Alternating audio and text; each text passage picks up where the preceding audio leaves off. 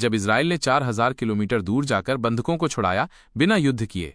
1976 की एक रात इजराइल ने ऐसा कारनामा किया जिसे आज भी दुनिया की सबसे खतरनाक रेस्क्यू ऑपरेशन माना जाता है। ये था माइनस ऑपरेशन एनकेबा। 27 जून 1976 को एयर फ्रांस का एक विमान 248 यात्रियों के साथ तेल अवीव से पेरिस जा रहा था, लेकिन रास्ते में उसे आतंकवादियों ने हाईजैक कर लिया। विमान को युगांडा के एनकेबा एयरपोर्ट पर उतारा गया। 4 आतंकी थे, 2 फिलिस्तीनी और 2 जर्मन। उन्होंने इजराइल से अपने साथियों की रिहाई की मांग की। मोसाद को तुरंत एक्टिव किया गया। उन्होंने यात्रियों से छुपे तरीके से जानकारी निकाली, एयरपोर्ट का नक्शा, आतंकियों की संख्या और स्थिति पता लगाया। ऑपरेशन एंटेबे एक अविश्वसनीय रूप से जटिल और साहसिक मिशन था। इसकी सफलता कई कारकों के संयोजन पर निर्भर करती थी। आइए इसके कुछ और पहलुओं पर विस्तार से बात करते हैं। योजना और तैयारी। मोसाद, इजराइल की खुफिया एजेंसी, ने बंधकों की रिहाई के लिए एक योजना बनाने में महत्वपूर्ण भूमिका निभाई। जैसे ही विमान का अपहरण हुआ, मोसाद ने तुरंत जानकारी इकट्ठा करना शुरू कर दिया। उन्होंने अगवा किए गए यात्रियों से गुप्त रूप से संपर्क स्थापित करने की कोशिश की ताकि एयरपोर्ट का नक्शा, आतंकवादियों की संख्या और उनकी स्थिति जैसी महत्वपूर्ण जानकारी मिल सके।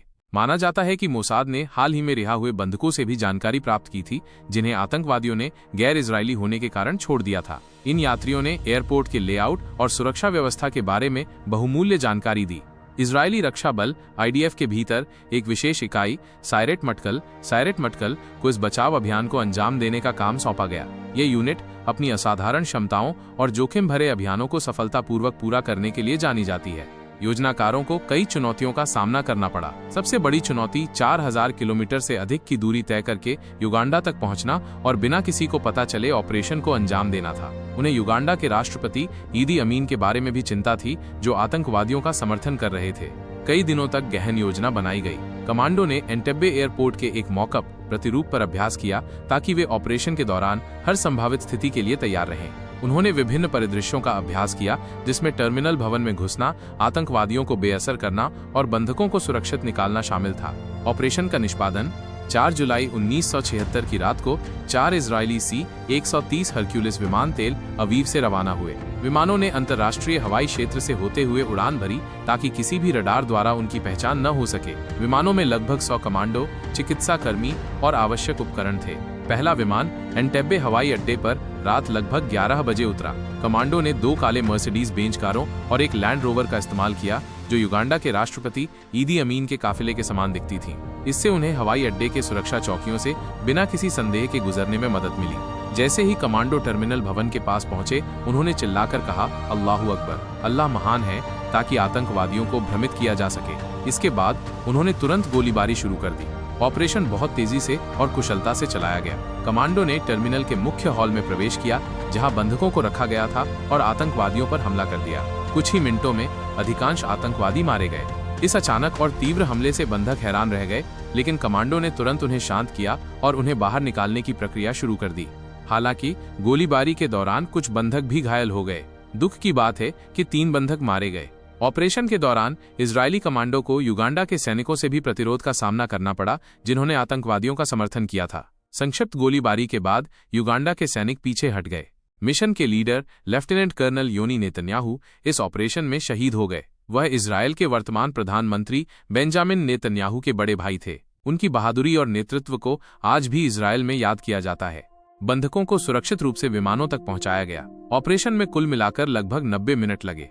परिणाम और विरासत। ऑपरेशन एंटेबे एक शानदार सफलता थी। 102 बंधकों को सुरक्षित रूप से बचाया गया। इस ऑपरेशन ने दुनिया भर में इजरायल की सैन्य क्षमताओं और आतंकवाद के खिलाफ उसकी दृढ़ता का प्रदर्शन किया।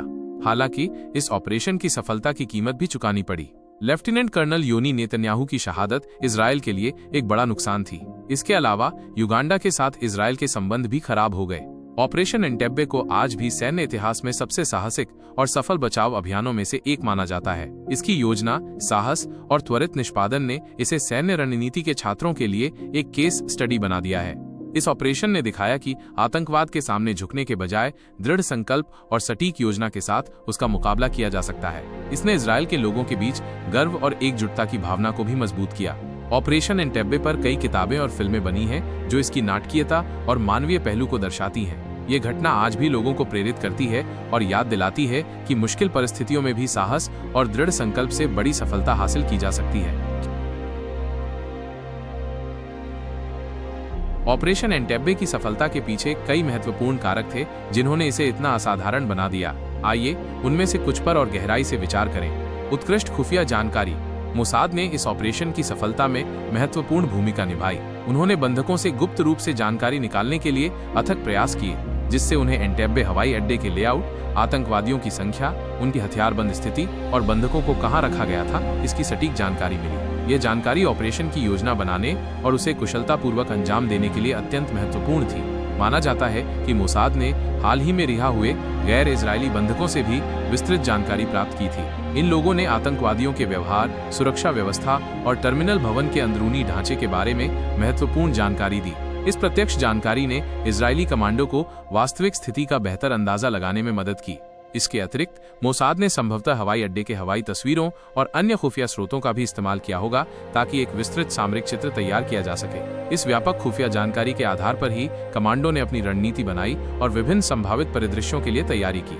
सटीक योजना और अभ्यास। इजरायली रक्षा बलों IDF के भीतर विशेष इकाई सायरेट मटकल ने इस बचाव अभियान की योजना बनाने और उसे अंजाम देने में महत्वपूर्ण भूमिका निभाई। ये यूनिट अपनी उच्च स्तर की प्रशिक्षण और जोखिम भरे अभियानों को सफलतापूर्वक पूरा करने की क्षमता के लिए जानी जाती है। योजनाकारों को 4000 किलोमीटर से अधिक की दूरी तय करने, दुश्मन के इलाके में घुसने और बंधकों को सुरक्षित निकालने जैसी कई जटिल चुनौतियों का सामना करना पड़ा। उन्होंने इन चुनौतियों का सामना करने के लिए एक साहसिक और नवोन्मेषी योजना तैयार की। कमांडो ने एंटेब्बे हवाई अड्डे के एक सटीक मौकब प्रतिरूप पर गहन अभ्यास किया। इस अभ्यास में टर्मिनल भवन का ढांचा, संभावित बाधाएं और आतंकवादियों की संभावित स्थितियां शामिल थीं। उन्होंने विभिन्न परिदृश्यों का अभ्यास किया, जिसमें अचानक हमला करना, आतंकवादियों को बेअसर करना और बंधकों को सुरक्षित स्थानों पर ले जाना शामिल था। इस विस्तृत अभ्यास ने कमांडो को वास्तविक स्थिति में तेजी से और प्रभावी ढंग से प्रतिक्रिया करने के लिए तैयार किया। साहसिक निष्पादन। ऑपरेशन का निष्पादन अपनी गति, सटीकता और साहस के लिए उल्लेखनीय था। रात के अंधेरे में 4 C-130 हरक्यूलिस विमानों का एंटेब्बे हवाई अड्डे पर उतरना ही एक जोखिम भरा कार्य था। इसके बाद कमांडो ने जिस तरह से टर्मिनल भवन में प्रवेश किया और आतंकवादियों पर हमला किया, वो अविश्वसनीय रूप से तेज और निर्णायक था। राष्ट्रपति ईदी अमीन के काफिले के समान दिखने वाली मर्सिडीज बेंज कारों और लैंड रोवर का उपयोग एक चतुर रणनीति थी, जिसने उन्हें हवाई अड्डे की सुरक्षा चौकियों से बिना किसी संदेह के गुजरने में मदद की। अल्लाहू अकबर चिल्लाकर आतंकवादियों को भ्रमित करने की रणनीति भी प्रभावी साबित हुई। कमांडो ने बंधकों और आतंकवादियों के बीच तेजी से अंतर किया और केवल आतंकवादियों को निशाना बनाया। उन्होंने बंधकों की सुरक्षा को प्राथमिकता दी और यह सुनिश्चित करने की कोशिश की कि उन्हें कम से कम नुकसान हो। हालांकि गोलीबारी के दौरान कुछ बंधक घायल हुए और 3 मारे गए, लेकिन 102 बंधकों को सुरक्षित बचाना एक बड़ी सफलता थी। इस ऑपरेशन में कमांडो का साहस, उनकी त्वरित सोच और उनकी असाधारण युद्ध कौशल स्पष्ट रूप से दिखाई दी। नेतृत्व और बलिदान। मिशन के लीडर लेफ्टिनेंट कर्नल योनी नेतन्याहू का नेतृत्व इस ऑपरेशन की सफलता के लिए महत्वपूर्ण था। उन्होंने आगे बढ़कर अपने कमांडो का नेतृत्व किया और उन्हें प्रेरित किया। दुख की बात है कि वो इस ऑपरेशन में शहीद हो गए। उनका बलिदान इजरायल के लोगों के लिए एक प्रेरणा स्रोत बन गया। नेतन्याहू की बहादुरी और उनके नेतृत्व ने कमांडो के मनोबल को ऊंचा रखा और उन्हें अपने लक्ष्य को प्राप्त करने के लिए प्रेरित किया। उनका बलिदान इस बात का प्रतीक है कि इजरायल अपने नागरिकों की सुरक्षा के लिए किसी भी हद तक जा सकता है। राजनीतिक इच्छा शक्ति और एकता।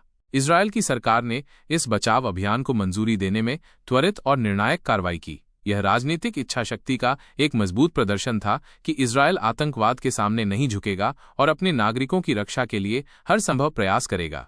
इसके अलावा इस ऑपरेशन ने इजरायल के लोगों के बीच एकता और एकजुटता की भावना को मजबूत किया। देश ने इस साहसिक मिशन का समर्थन किया और बंधकों की सुरक्षित वापसी की प्रार्थना की। ऑपरेशन की सफलता ने पूरे देश को गर्व और राहत की भावना से भर दिया।